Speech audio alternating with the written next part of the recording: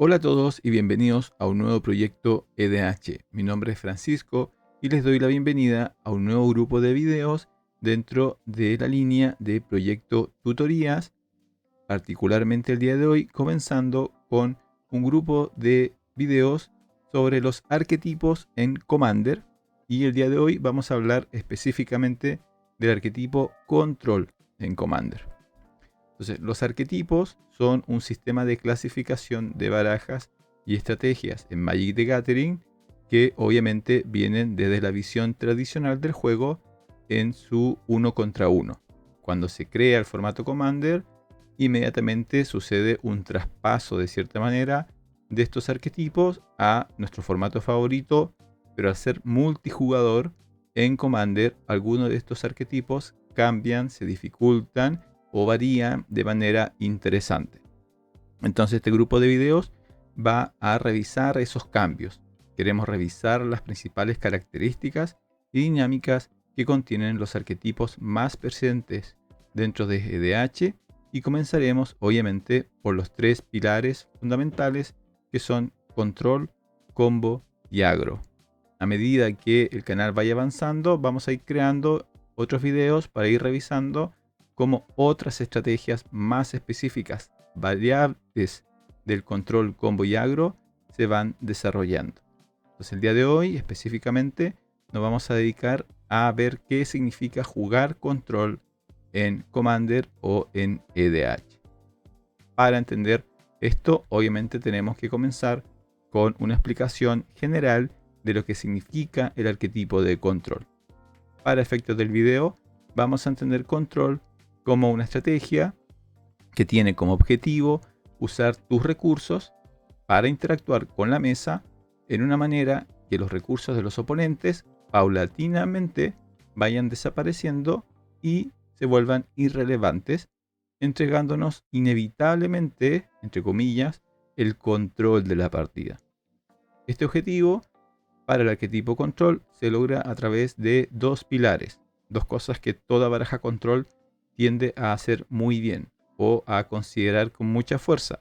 La primera, las cartas que eliminan y o limitan los recursos del oponente, y las cartas que nos entregan ventajas de cartas. Y eso es lo que vamos a ver hoy día en un poco más de detalle, y luego vamos a ver cómo esto se presenta en Commander. Entonces partamos por el primer pilar, que es el pilar de que el arquetipo control responde a las cartas del oponente. Entonces todos entendemos esta idea de manera general dentro de Magic, es parte de lo entretenido del juego y de Commander en general, ¿no? Cuando un oponente juega una carta, por ejemplo un Esper Sentinel, nosotros tenemos la posibilidad de responder a esa carta, y una de esas respuestas es posible destruirla, exiliarla, manipularla de cierta manera, ¿ya? Entonces en este caso estamos viendo que si a mí me molesta el Esper Sentinel, yo puedo lanzarle una espada en guadaña y esta criatura que estaba en juego ya no lo va a estar, y mi oponente pierde esa carta, aunque yo también tuve que invertir una carta para que esto sucediera. Pero lo importante es que el objetivo de mi oponente, que era obtener cierto margen de beneficios del Esper Sentinel, él no lo obtuvo o no lo obtendría de la manera que él quiso, y en cambio la espada en guadaña cumplió exactamente su objetivo, ¿ya? Esa diferencia, esa línea entre los dos perdemos una carta, pero una carta se fue sin lograr su meta y la otra cumplió exactamente su meta, es la línea sobre la cual se construye el poder del arquetipo control. Entonces, el arquetipo control es aquel que interactúa con los recursos del oponente con mayor fuerza, ¿ya? Y ahí vienen los verbos que usamos cotidianamente los jugadores de Magic y que son expresiones de este ejercicio de control. Destruimos, exiliamos, contrarrestamos, descartamos, sacrificamos, detenemos, devolvemos a la mano o controlamos. Entonces todas estas son herramientas típicas que pueden de una u otra manera encontrar en una baraja control. Y ahí también pueden ver que el control no corresponde a un solo color, sino que podríamos encontrar expresiones de control en todos los colores aunque hay algunos colores que son mejores para controlar que otros. Pero ahí estamos viendo 8 situaciones donde, cambiando el efecto, todos apuntan a lo mismo. El oponente juega algo y nosotros lo destruimos, lo robamos, lo exiliamos, lo descartamos, lo sacrificamos, etcétera, etcétera, etcétera, impidiendo que el oponente pueda sacar provecho a su recurso. Seguimos avanzando y aquí también tenemos que aclarar que todos los ejemplos que vimos implican de cierta manera responder en una relación uno a uno, ¿no? No siempre la relación de control se va a dar de esa manera. Y no siempre la relación de control va a significar, entre comillas, destruir totalmente o hacer desaparecer totalmente la carta del oponente. Veamos un ejemplo. Digamos que nuestro oponente está jugando una variable del Anfal y juega Rampagin Ballots, que es esta criatura 6/6, y cuando tú juegas una tierra, además colocas otra bestia 4/4 en juego. Y digamos que la estrategia del oponente es jugar el Ballot y obviamente generar un grupo de bestias con los cuales pasarnos por encima.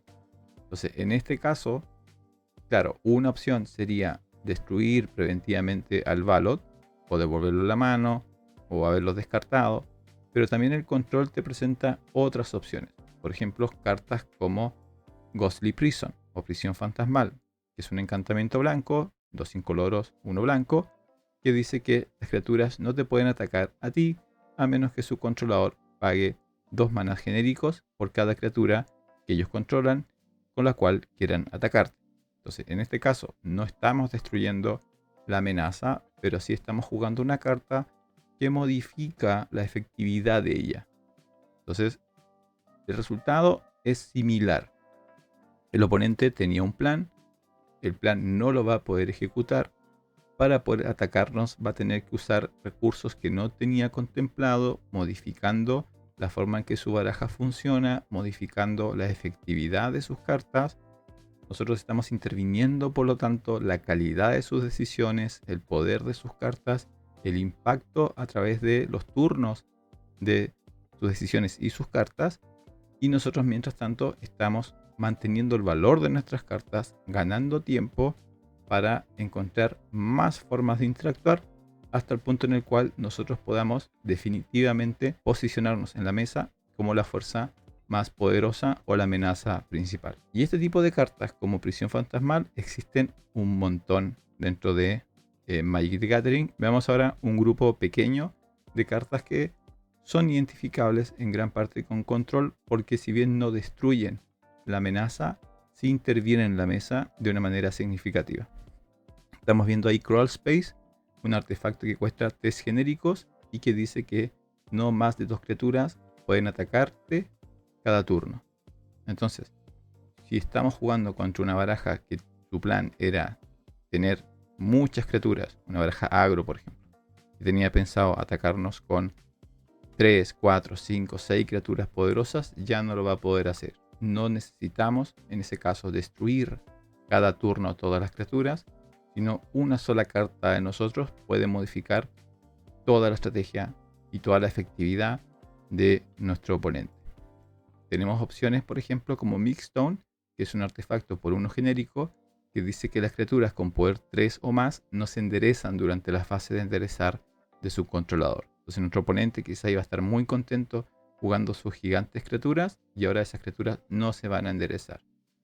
Contra un oponente que juega encantamiento de artefactos podemos jugar un Aura of Silence, este encantamiento blanco por 1 genérico, 2 blancos, que en su primera parte te dice que los hechizos de artefactos y encantamientos que jueguen nuestros oponentes les cuestan 2 manás genéricos más, y además podemos sacrificar el aura para destruir un artefacto o un encantamiento. Una sola carta que puede destruir toda una estrategia enfocada en artefactos y encantamientos si es que la jugamos en el momento correcto.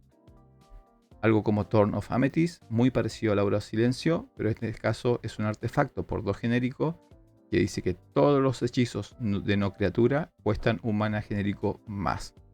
De nuevo, no parece muy poderoso, excepto que todo el plan que tenían nuestros oponentes de jugar cierta carta al segundo turno, cierta carta al tercer turno, o jugar varias cartas en el mismo turno va a ir desapareciendo si acumulamos efectos como Thorn of Amethyst. Una baraja que quiere tutoriar o buscar cartas dentro de su biblioteca puede ser afectada o detenida con algo como Avent Mind Sensor, que es esta ave 2/1 con flash que vuela por 3, 2 genéricos, 1 blanco, y que dice que si un oponente fuera a buscar algo en su biblioteca, en vez de buscar en toda la biblioteca, solamente busca en el tope 4 de ella. Y tenemos algo como el Grafdigger Cage, que es un artefacto por 1 genérico, que dice que las criaturas en los cementerios y en las bibliotecas no pueden ingresar al campo de batalla, y los jugadores no pueden castear hechizos desde su biblioteca o desde su cementerio. O sea que tenemos 6 ejemplos de cartas que no destruyen, no exilian, no detienen, no hacen que sacrifiques cosas, simplemente intervienen con las reglas de la partida de una manera en la cual pueden bloquear o limitar de manera significativa las cartas y las jugadas de nuestros oponentes. Todas estas pequeñas intervenciones son efectos de control. Sigamos avanzando. Y entonces, ¿cuál es la estrategia de nosotros?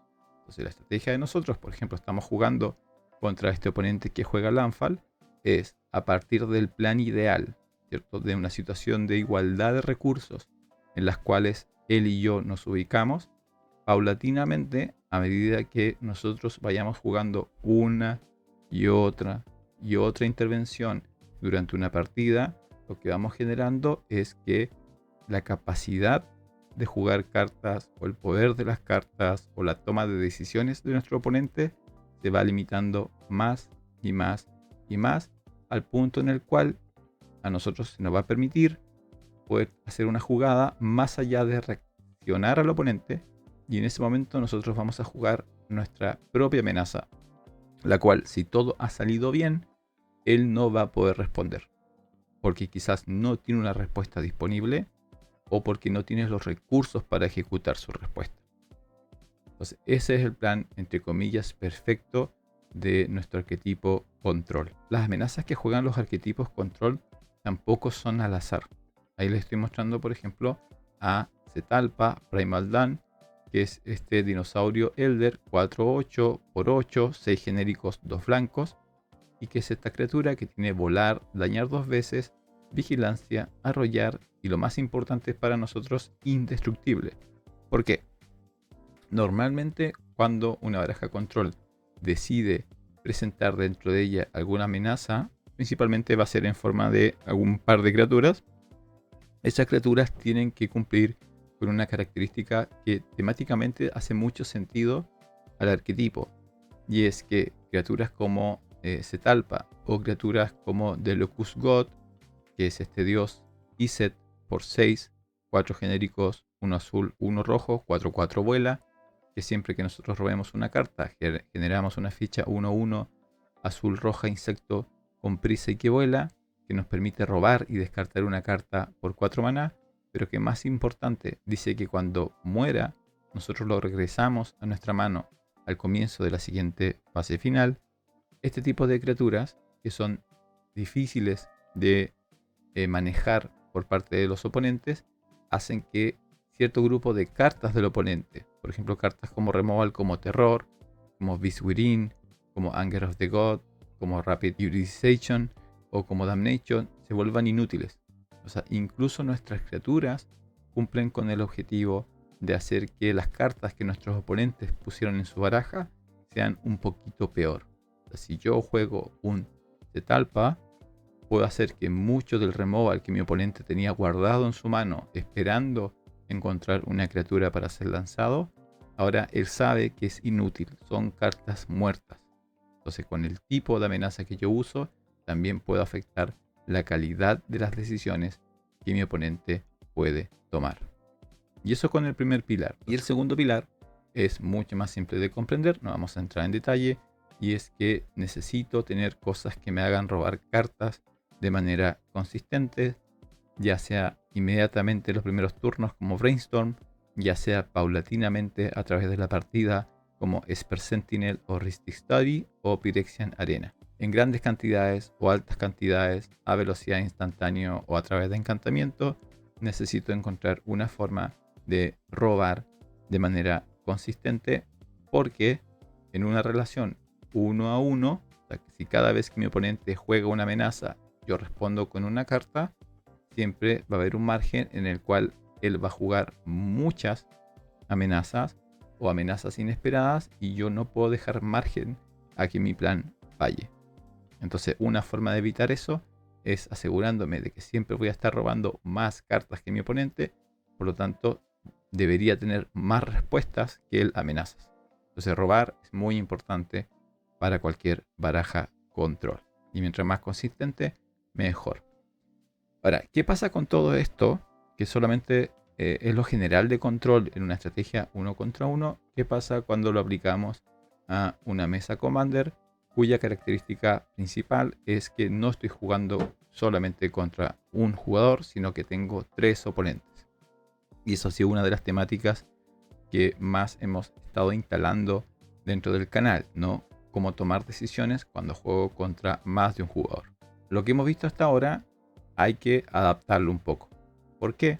Porque si estoy jugando contra 3 oponentes y mi plan es que por cada amenaza que mi oponente juegue, yo tengo que responder con una carta, eso significa que en una vuelta de mesa, si cada oponente juega una amenaza, yo tengo que tener 3 cartas para gastar y la cantidad de maná que lo acompañe. Y ese plan es no muy realizable, ¿cierto? No puedo responder con mis 7 cartas en mano a las 21 cartas en mano que mis oponentes tienen en total en conjunto. Entonces, ¿cómo se responde a esto? Se responde, en vez de ver cartas que responden 1-1, cartas que tienen efectos generales. Entonces, si el problema es que todos mis oponentes están jugando muchas criaturas, yo no busco eliminar una criatura una por una, sino que juego algo como Ira de Dios. Esto es bastante obvio, ¿no? Es bastante simple de comprender, pero es bueno dejar anotado entonces que si voy a jugar control en formato Commander, la primera consideración que tengo que tener es que necesito cartas que intervengan con múltiples amenazas a la vez. Lo bueno es que como tengo acceso a todos los colores y a toda la historia de Magic, no hay pocas cartas de cada color y de cada combinación de color que me den esa opción. ¿Ya? Entonces, Grasp of Fate es un encantamiento blanco que te permite remover un permanente por cada oponente, o un Blasphemous Act que hace 13 puntos de daño a todas las criaturas, o un Curse of the Swine que me permite eliminar X criaturas transformándolas en cerdo, un Toxic Deluge que me permite quitarle a todas las criaturas -X, o un Bane of Progress que destruye todos los encantamientos y todos los artefactos. Son ejemplos de recursos que podría usar una baraja control para eliminar múltiples amenazas y múltiples problemas sin tener que desgastar absolutamente su mano, ¿ya? Entonces la primera regla cuando juegas Commander en grupo es tus cartas tienen que poder, o ojalá puedan, afectar a distintos objetivos a la vez. Volvamos a la mesa multijugador y veamos otro factor interesante que es en realidad quizás el más simpático de jugar control dentro de Commander, por lo menos para un grupo de jugadores. Digamos que nos estamos enfrentando a un oponente, otra vez este oponente que juega Landfall, y él juega Rampaging Ballots. Entonces estamos enfrentándonos a una baraja que va a jugar criaturas poderosas que pueden hacer mucho daño. Si yo estuviera jugando 1 contra 1, yo podría remover esa criatura con una espada en guadaña, por ejemplo, o con un terror. Pero como estoy jugando contra 3, de nuevo, no parece una buena idea hacer que yo gaste una carta por cada carta del oponente. Y si es la única criatura en juego, también parece una mala idea gastar mi Ira de Dios para remover una sola criatura. Entonces, ¿qué pasa si juego una carta como Ghostly Prison? Entonces, Ghostly Prison, que ya es este encantamiento que pone un impuesto a la hora de que me ataquen, es una carta que, entre comillas, pasivamente modifica la decisión de mis oponentes. Porque si yo juego un Ghostly Prison, ahora mi oponente dice, yo tengo 3 enemigos, y uno de esos enemigos, atacarlo significa gastar maná extra. Maná que yo quiero usar en otras cosas. Entonces, naturalmente, lo que debería pasar es que si estamos todos más o menos en la misma situación de avanzar la partida, ese ballot se vaya hacia otro oponente. Ahora, ese oponente ahora está siendo atacado por una 6-6. Entonces, es probable que ese oponente sí tenga una respuesta individual que sí esté dispuesto a gastar. Por ejemplo, un Hero's Downfall. Ahora, si toda esta interacción se da, para nosotros es fantástico. Porque nosotros jugamos un Ghostly Prison que se va a mantener en el campo de batalla. Mi oponente usó su ataque para afectar la vida de otro jugador. Y ese proceso va a terminar en otro jugador perdiendo vidas o otro jugador gastando una carta para destruir la criatura. Entonces, los demás están gastando recursos, yo no estoy perdiendo nada, yo estoy avanzando en la partida. Y lo mejor, que vamos a ver en unos minutos más adelante, es que es posible que ni siquiera los demás jugadores hayan observado o estén observando lo que yo estoy haciendo, porque mis decisiones parecen más defensivas o pasivas que las que ellos están ejecutando. Entonces, en un marco ideal, si yo puedo hacer sin hacer mucho que los demás pierdan vidas, pierdan cartas y gasten recursos, es mucho mejor para mí. Entonces, en Commander, la estrategia o el arquetipo control sí puede ser visualizado como una instancia de manipulación en la cual yo puedo crear situaciones a través de mis cartas para evitar que yo sea atacado y dirigir la violencia hacia otros lados de la mesa. Y yo gane tiempo para robar más cartas, acumular más tierras, generar más maná y gradualmente acercarme a mi objetivo, que sería, ¿cierto? Al final jugar algo tan poderoso o tan potente que reprima totalmente las opciones de ganar de mis enemigos. Y esto solamente se da en Commander actualmente en Magic. Así que esa es la parte como más distinta de control y una de las más interesantes, creo, para muchos jugadores. Una versión extremo de esto, para que entiendan cómo esto funciona, es, imaginen que en una mesa de 4 jugadores, un jugador juega un Taurean Mauler, que es este Shapeshifter Changeling, que por 3 maná, 3 genéricos, 1 rojo, unas 2/2. Cada vez que un oponente juega un hechizo, él gana un contador +1/+1. Es una de las amenazas más interesantes que se pueden jugar al comienzo de una partida, porque la velocidad en que se infla es muy alta. Digamos que yo en ese caso juego un Moss Viper, algo tan simple como una serpiente 1/1 por 1 verde que tiene toque mortal. Entonces, ahora el jugador del Mauler, que puede ser una 6/6, una 8/8, una 10/10, pero no vuela, no arrolla, no tiene daño primero, ¿a quién va a atacar? Si me ataca a mí, él sabe lo que va a pasar. Él va a perder su poderosa carta rara cruzándola con una miserable serpiente 1/1 con toque mortal. Entonces el sentido común indica que va a dirigir esa amenaza hacia alguno de mis oponentes. Lo más interesante es que él va a asumir que, que él va a tener tiempo y va a tener la oportunidad luego de encontrar una solución a mi Viper. Incluso puede ser que vea al Viper como una carta totalmente marginal, casi accidental en el momento en el cual lo jugué, y que se dio que es la perfecta defensora en contra de amenazas como el Mauler. Y él no sabe que mientras tanto mi baraja, que jugar criaturas con toque mortal es una estrategia típica de las barajas Golgari, lo que está haciendo es evitar perder vidas y ganar tiempo mientras construyo una amenaza a través de un ejército de pequeñas criaturas o alguna interacción más poderosa. Entonces, un Moss Viper en una partida de 4 jugadores puede tener amenazas mucho más potentes. Y no solamente eso, sino que significa que ese Mauler va a quitar la vida a otros oponentes se van a ver instados a removerlo o controlarlo de alguna manera. De nuevo, van a gastar sus recursos sin que yo pierda nada en la práctica. Ahora, esto presenta otro concepto a tomar en cuenta dentro de Commander, que es que tú podrías generar una escala de control, una escala en la cual ubicar los efectos de control, y en el nivel 1 estarían cartas como el Moss Viper, una carta 1/1 que solamente altera las decisiones en combate. Y en el nivel 10 habrían cartas como Luna de Sangre. Este encantamiento rojo, 2 genéricos, 1 rojo, que hace que todas las tierras que no son básicas se transforman en montañas. Que es una carta que puede destruir totalmente el estado de mesa de algunos jugadores. Entonces, nosotros visualizamos que tenemos una escala de 1 a 10. A más alta sea percibida tu escala de control, más agresiva será la respuesta de tus oponentes.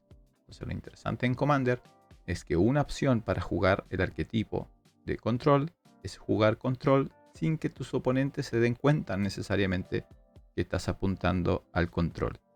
Pero para eso tienes que ser visto tus cartas con una baja percepción de amenaza o de control. Porque a más poderosa sea tu carta de control, más tendencia va a tener tus oponentes a responder a ella. O sea, a atacarte a ti.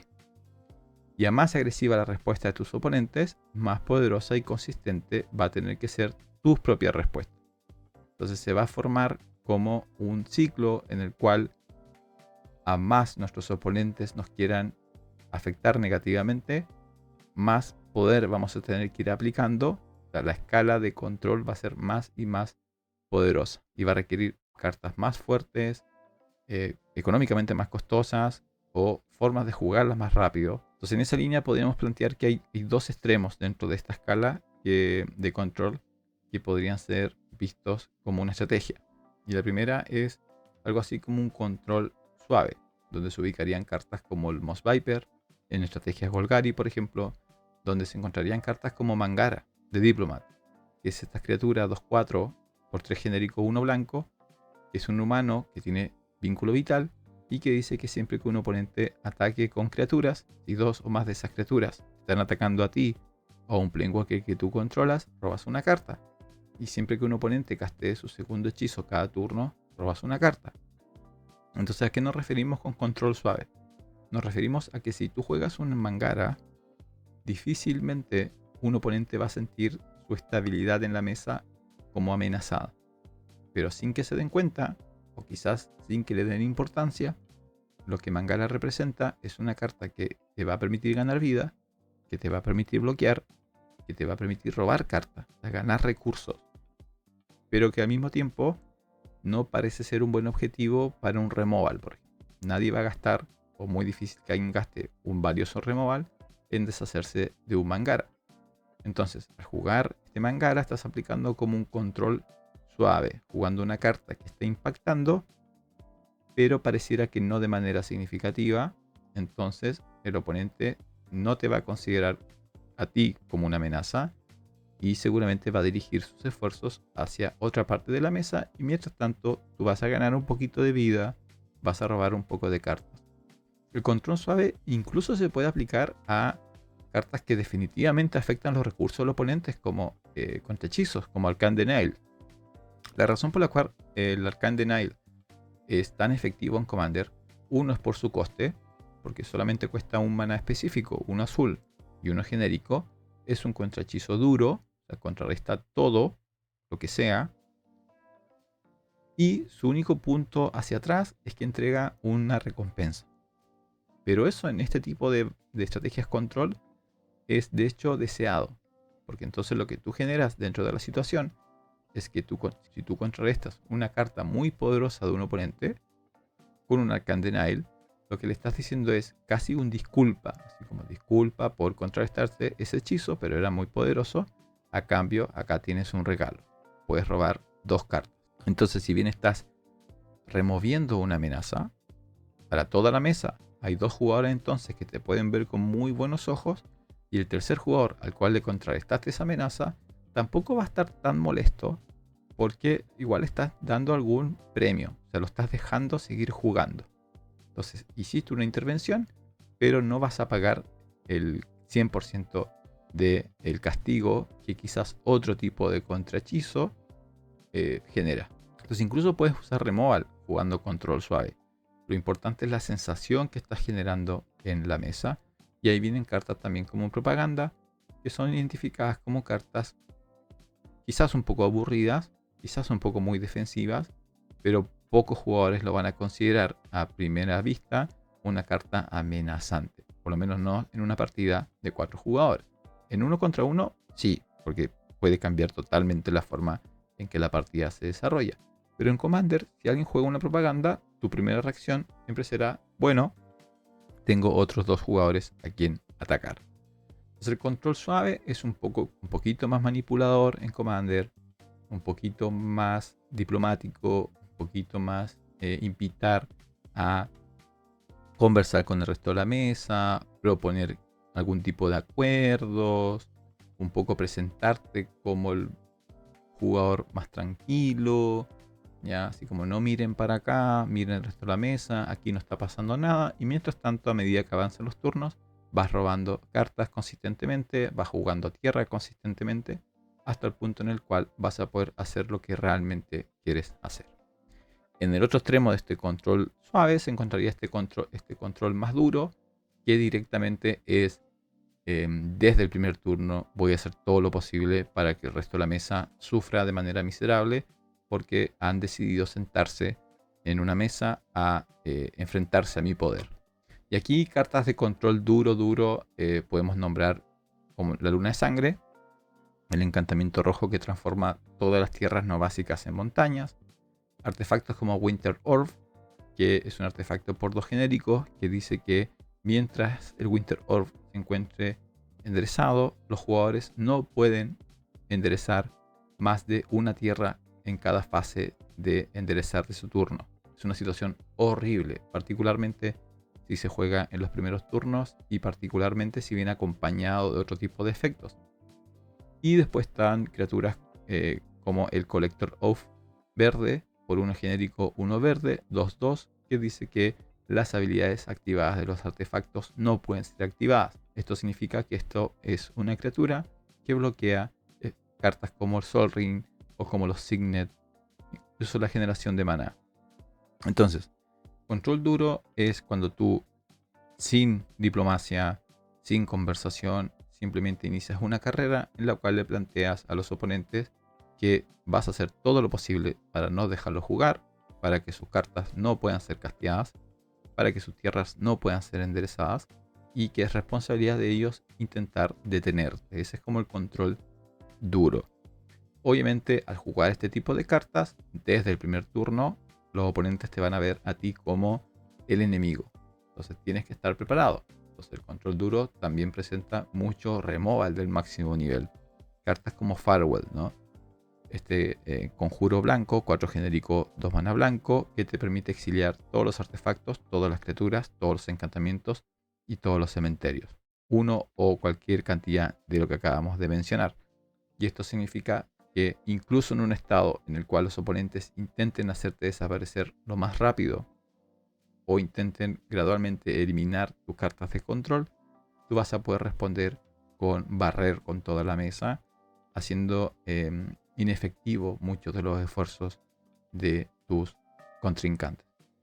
Entonces, esto ya sería como control más duro. Y entre los espectros de control duro y suave se ubica un montón de puntos intermedios, aunque quizás un consejo sería mantenerse incluso cerca de los extremos, ¿ya?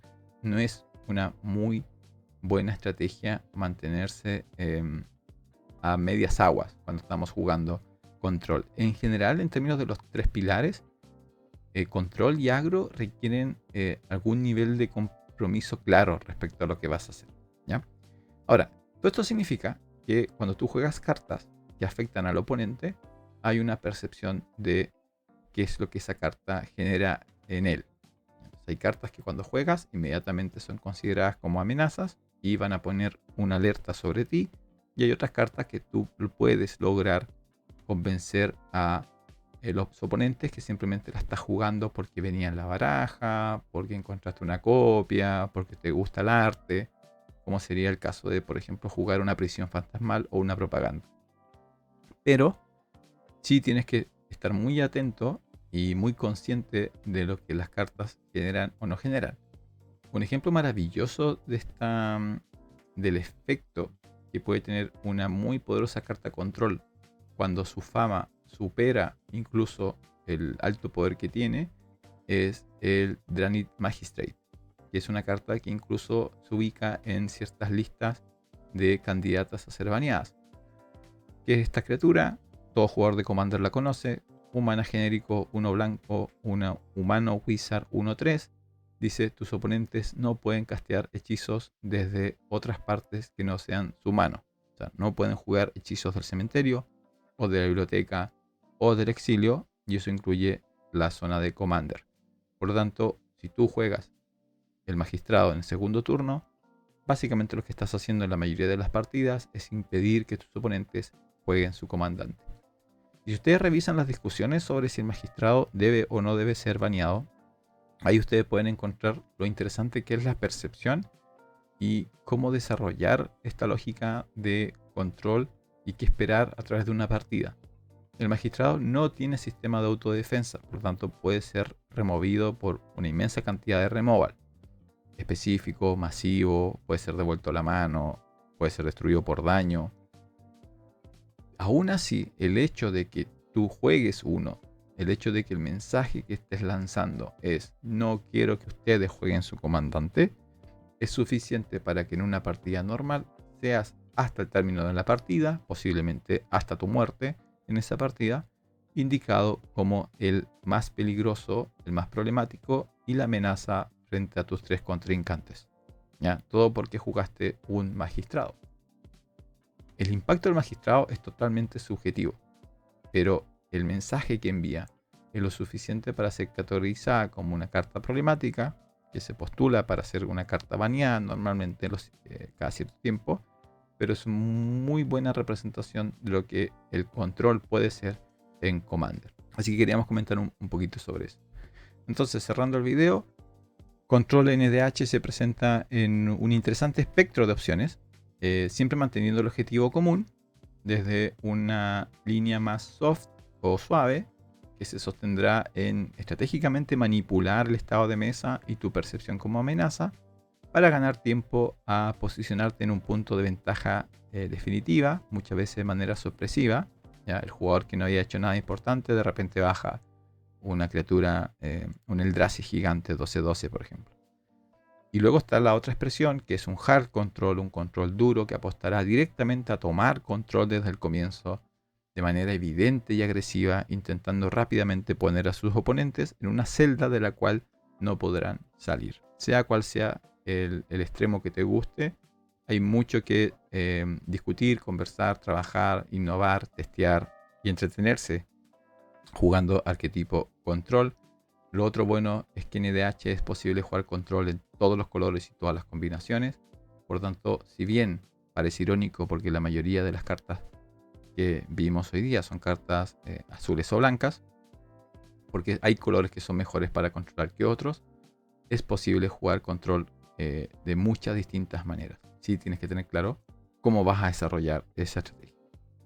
Eso por el video de hoy día. Entonces hoy día, dentro de los 3 pilares de los arquetipos en Commander, ya cubriríamos control. Nos quedarían en siguientes videos cubrir el combo y cubrir el agro dentro de Commander.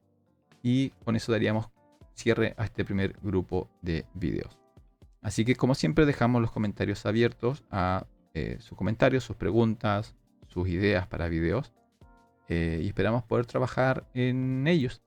Esperemos que el material le haya estado gustando. Muchas gracias por el apoyo que recibimos dentro de los videos de Bloomborrow.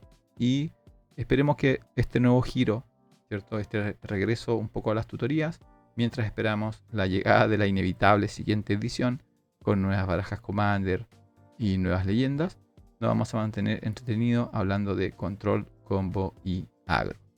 Así que eso, gracias por su apoyo. Mantengan los comentarios funcionando. Y nos vemos en una próxima ocasión. Mi nombre es Francisco y que tengan una muy buena semana.